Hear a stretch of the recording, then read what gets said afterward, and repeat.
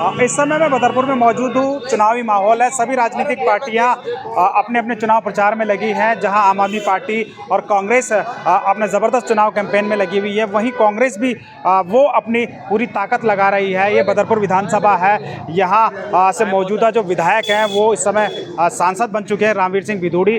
अब जो ये सीट है, उस सीट पर बीजेपी ने किसी और कैंडिडेट को उतारा है। 31 साल से यहाँ रामवीर भिदोड़ी या राम सिंह नेता का ही राज रहा है। सिर्फ एक 5 साल जो 2015 की हम बात करें तो आम आदमी पार्टी के विधायक ने जीत दर्ज की थी, जो इस समय बीजेपी के टिकट से चुनावी मैदान में है। वहीं मेरे पीछे एनसीपी राष्ट्रवादी कांग्रेस पार्टी अजीत पवार गुट के प्रत्याशी हैं। ये चुनाव प्रचार कर रहे थे। इनसे जानते हैं कि क्या माहौल है और किस तरीके का, क्या 31 साल का इतिहास बदलेगा या वही एक बार फिर इतिहास दोहराया जाएगा। आइए जी, क्या नाम है सर? इमरान सैफी, राष्ट्रवादी कांग्रेस पार्टी से प्रत्याशी, बदरपुर विधानसभा 53। अच्छा, ये बताइए, बदरपुर विधानसभा का जब भी नाम आता है तो या तो राम सिंह नेताजी का आता है, रामवीर भिदोड़ी का नाम आता है, लेकिन इस बार रामवीर भिदोड़ी नहीं है मैदान में। उनकी जगह जो पहले आम आदमी पार्टी से विधायक रहे हैं वो हैं मैदान में। और आप एनसीपी है, आप एनडीए के घटक दल भी है, लेकिन आप लोग अलग अलग चुनाव लड़ रहे हैं। तो क्या मुद्दे, किन मुद्दों को लेकर आप चुनाव लड़ रहे हैं? देखिए, सबसे बड़ा मुद्दा तो बदरपुर विधानसभा में आज ये है कि बदरपुर विधानसभा का एक एक युवा जाग गया है और युवाओं ने संकल्प ले लिया है कि इस बार युवाओं ने पूरा मन बना लिया है कि इस बार युवा विधायक को लाना है। दूसरा, जो 31 सालों से खेल चल रहा था बदरपुर विधानसभा के अंदर 2 चेहरों पर, उनमें से एक चेहरा बड़ा चेहरा हो गया, उसकी जगह एक छोटा चेहरा आ गया है, लेकिन जिसे कह सकते हैं छोटा रिचार्ज।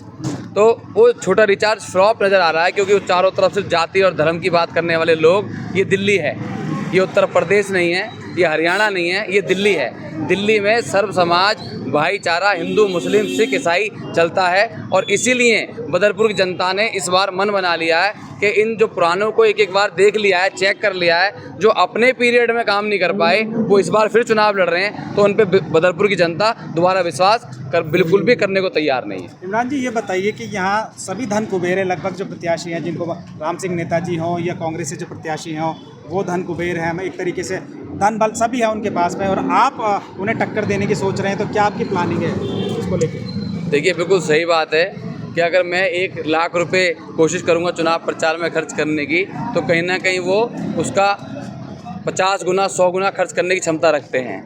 लेकिन वो सिर्फ खर्च करने की क्षमता रखते हैं, लेकिन उन्होंने अपने दौर में कोई ऐसे काम नहीं किए जो उन्हें जनता याद रखे। चाहे वो पूर्व के 2 बार के विधायक हों या पूर्व के 1 बार के विधायक हों, उन्होंने अपने टाइम में अपनी इतनी नेगेटिविटी करा ली। अपने जो उनको काम दिए गए थे, जनता ने तो अपना पूरा काम किया था, उन्होंने विधानसभा भेजा। जब उन्होंने विधानसभा भेज दिया, वो अपना पूरा काम नहीं कर पाए, तभी तो उनके टिकट भी कटे और वो हारे भी। तो मेरा मानना ये है कि बदरपुर की जनता बदलाव चाह रही है, इसीलिए ये लोग कितना ही धन उड़ा लें, कितने ही लॉलीपॉप दे लें, अब इनकी बदरपुर विधानसभा में नहीं चलेगी।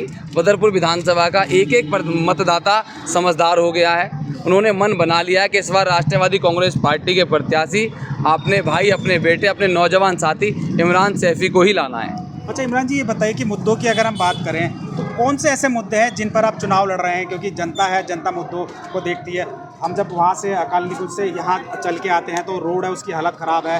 हालांकि कहते हैं कि इरिगेशन का, यूपी का मामला, तमाम तरीके की राजनीति है, मकानों पे तोड़ फोड़ की हमेशा खबरें आती हैं। तो उसको लेकर क्या आपकी प्लानिंग है? और देखिए जी, 15 सालों से बदरपुर की जनता को, खास करके नहर पार की जनता को, एक बहुत बड़े प्रॉपर गणनीय वीरेंद्र सिंह जी पर कि अगर बदरपुर की जनता ने मुझे मैंडेट दिया, बहुमत दिया और विधानसभा भेजा, तो वो मेरे साथ इसमें सहयोग करेंगे और सेंट्रल गवर्नमेंट के साथ बैठकर बात करेंगे कि ये ओजोन नामक जो बीमारी है, इसका परमानेंट इलाज कर दिया जाए, ताकि जीवन में ओजोन बदरपुर के अंदर से हमेशा के लिए, जो नकली ओजोन नहीं, असली ओजोन हो जाए।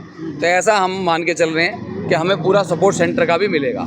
अच्छा ये बताइए इमरान जी, आपने अजीत दादा पवार की बात की है, आपके राष्ट्रीय नेता हैं, वहीं एनडीए में सहयोगी है, महाराष्ट्र में सरकार आपकी चल रही है।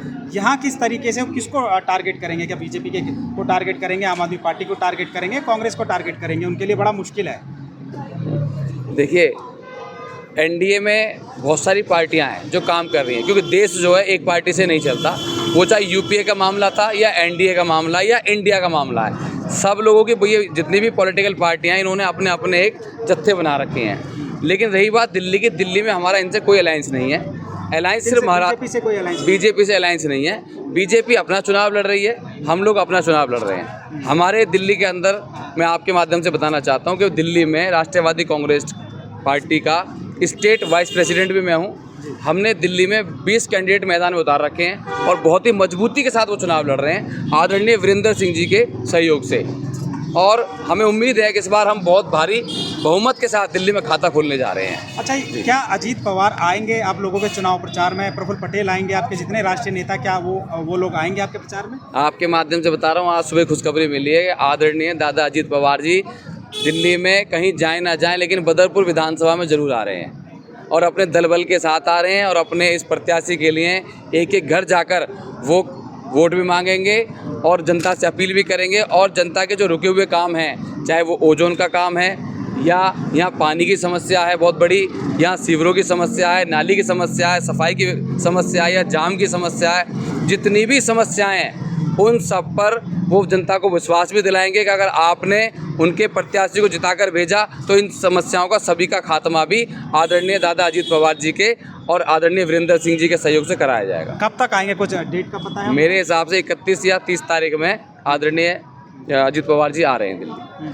तो ये इमरान सैफी थे जो कि एनसीपी पार्टी से प्रत्याशी हैं और इन्होंने एक बहुत बड़ी बात कही है कि एनडीए में जो महाराष्ट्र में मुख्य सहयोगी हैं अजीत पवार, वो इनके चुनाव प्रचार में आएंगे। अब ये देखना ये है कि उनकी लाइन क्या रहती है, क्या वो बीजेपी के खिलाफ बोलते हैं या बीजेपी के पक्ष में बोलते हैं या आम आदमी पार्टी के खिलाफ बोलते हैं या कांग्रेस के खिलाफ, ये तो वक्त ही बताएगा।